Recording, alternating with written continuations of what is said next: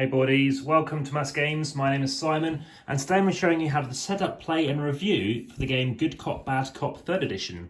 Now, if you want to play the promoted, that's basically like a campaign version of Good Cop, Bad Cop. That's available, and we're doing another video in due course. Everything does fit inside this box as well. So if you want to, you can all have it hidden here. And there we go, this is pull the pin, and there it is, it's all unopened. So I'm going to move this up to one side, and I'm now going to set it up for 4 players. I've currently only played it as a 4, and I'll be telling you if I think it's good or bad. So you have these 4 little tokens, or actually 5 tokens here. And again, depending on the number of players, you are going to be setting up the game slightly differently. You'll be putting away 5+ for these extra guns. They're going to go away. Additionally, there are some extra cards which are also going to go away. So anything like that is going to go back in that little bag, and I'll move that out the way. And now what we're going to do is just set up that game. So we have some cards and we have some guns. Let's just do the guns first. So you're going to place these bottoms on here. So in a 4-player game, you're only going to be using 2 guns. And these integrity cards, well, with 4 players, you're going to be getting a number of these cards each. Now you're going to have the lead investigator. He also goes on here using natural light, so hopefully it doesn't look too dim.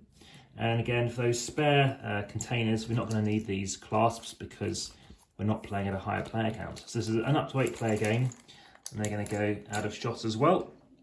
So this basically to let you know that you're the lead investigator and the various actions that you can be taking.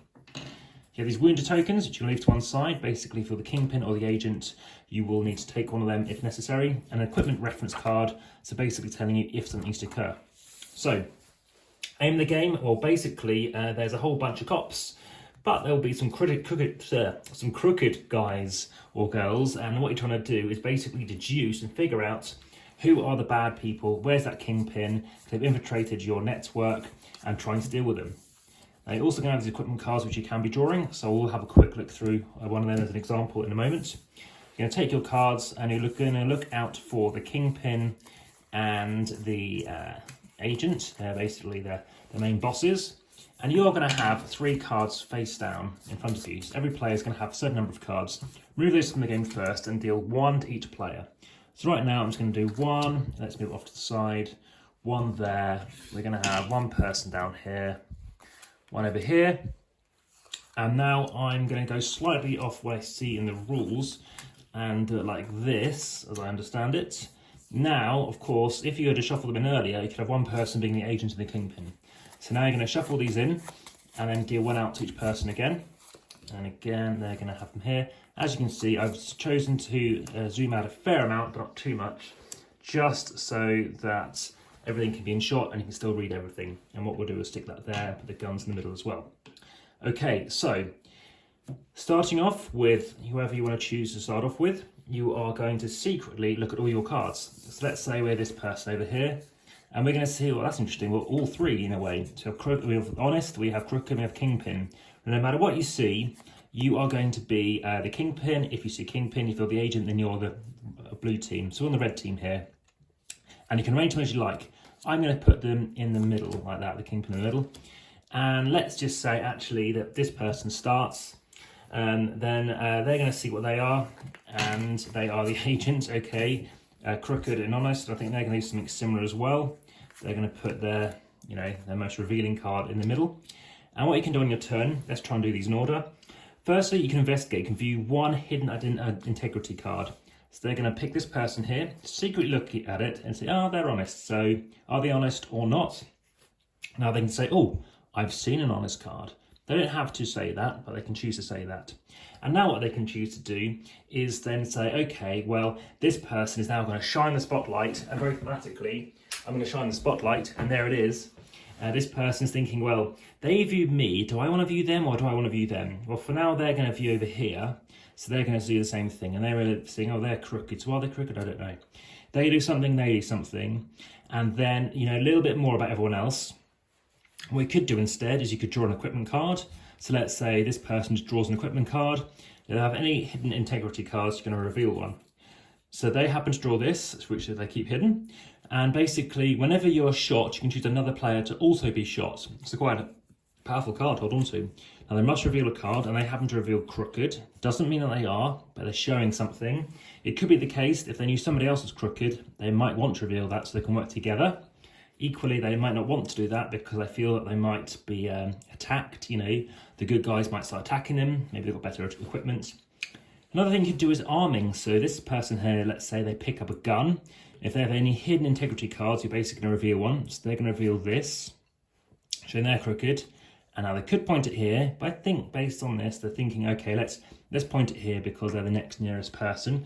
So let's point it over here, and let's just put it face down so it's easy to see like that.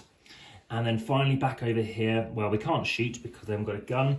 They're going to pick up a card. So they're going to pick up this card. They know this has been revealed, saying they're crooked, and they could be pointing it here, but I mean, what did they see? They saw honest. I think they're going to point it here too. Now, what they're worried about is firstly, they could be pointing it back, but they're pointing over here. So now this person thinking, well, am I crooked or not? Do I point it here? Let's see what they were. So honest and crooked, so they were crooked too. So now they're thinking, okay, well, if they are crooked, maybe I'll switch. This person thinking, well, I'm going to draw an equipment card. They draw walkie-talkie, aim all guns at one player. That could be a strong card to play later on. This person happens to just check on this person's card. They happen to secret look at this and see they're honest, so they don't discover anything concrete. This person then does shoot. So they happen to now fire the gun at the player whom you're aiming, and then they drop a gun. So this gun is back in the supply.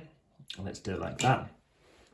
Basically, then what happens is they're going to then drop that gun. So now we're moving on to the most important thing, which is around the shooting, because we know that this person happens to obviously be either the kingpin or the agent. And that matters significantly because thankfully, that is where we're going to have some wounded tokens.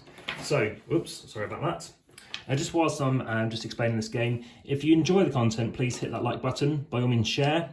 Check out the comments. I do respond quickly if you happen to add something in. And finally, also subscribe if you haven't already. And lastly, please, again, hit that like button, show me you're enjoying the content. Okay, so like I said, we're now thinking who's evil, who's not evil, you know, who's crooked, depending on what you define things as. Okay, so if you are shot, again, you're revealing all of your cards. This person reveals that they are, in fact, the agent. And as mentioned, as the agent, what they're going to be doing, you're not eliminated, which is a good thing. And then you're going to be drawing an equipment card. This person is able to draw this. A flashbang, choose any player to hide all of their integrity cards and put them back in any order. So that's quite interesting. So again, it doesn't matter too much because what we've discovered so far in this particular case, you're then going to pick up that wounded token. And again, if you are the leader and you're shot, take this token and draw an equipment card. So that's basically what we did. We've taken that card because we took the wounded token. And now what we have to do is worry and keep an eye on what's going. Now, there are certain cards, which means that maybe the agent swaps around and therefore the wounded token does go with them.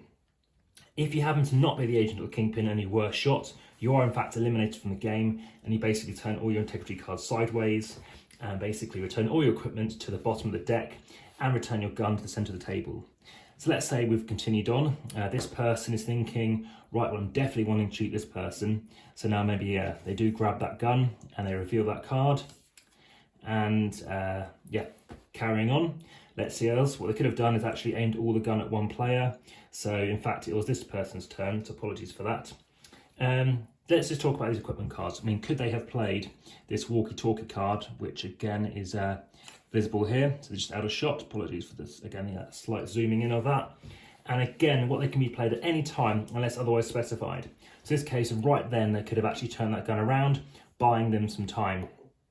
In fact, I don't think that would have been in play. Again, when you're using an equipment card, no other equipment cards may be played until yours is resolved. The hand limit as well is only one equipment card, so if you draw another one, you've basically got to be discarding that down. And the way that works is you must choose all but one of them and basically place on the bottom of the deck. You may not use any equipment cards until you've reduced your hand size to 1. You also must be aware that basically once you've chosen to use an equipment card, after a player has announced their action for the turn, but before the action is resolved, if you do that, the player may choose to, or may have to, change which action they'll take after the equipment card is resolved. And multiple equipment cards may be played before an action is resolved. So basically that's a summary of how to play Good Cop, Bad Cop. And again, as you can see, I chose to have pretty much everything in shot, which has used up a fair amount of things, but hopefully that makes a lot of sense. And again, hopefully find that of interest. So this has been the 3rd edition of Good Cop, Bad Cop, and my rating is good. Again, I like the kind of plasticky feel to the cards. I think 4 is a bit too low at a player count. And again, games like, I would say One Night Ultimate Werewolf in particular, that's closest to this compared to, say, Avalon and even things like Battlestar Galactica, perhaps, like a hidden traitor role, perhaps, or other social deduction games such as Murder in Hong Kong. This is a swift game which you can play multiple rounds, and hence why promoting makes a huge amount of sense. It adds a bit of linearity to it. I guess Avalon sort of is like that, and the fact that you can have multiple rounds, but trying to win badges and stuff, well, that'll be a separate video, so please look out for that. Aside from that, unlike One Night Ultimate Werewolf, whereby you don't know anything at the beginning, in the sense that you could have well have been swapped around because your eyes have been closed, this one you're in a bit more control. You know who you are. That first round, you're not really sure who's what, and that adds to that kind of thematicness of obviously what it is that's going on. But the fact that you can have other cards and you're thinking, all right, well, I want to change this around. This is a light, quick game, and you're looking to play this in around 10 minutes. Again, it doesn't take up too much table space. You know, literally this width here isn't very big at all. And again, I think you might find this of interest. Again, you're only having 3 cards to play. And in terms of player elimination, it happens pretty swiftly. So like I said, that has been Pull the Pin, Good Cop, Bad Cop 3rd edition. I do like this, obviously, box as well. Hope you enjoyed it, and let me know what you think. All the best. Bye for now.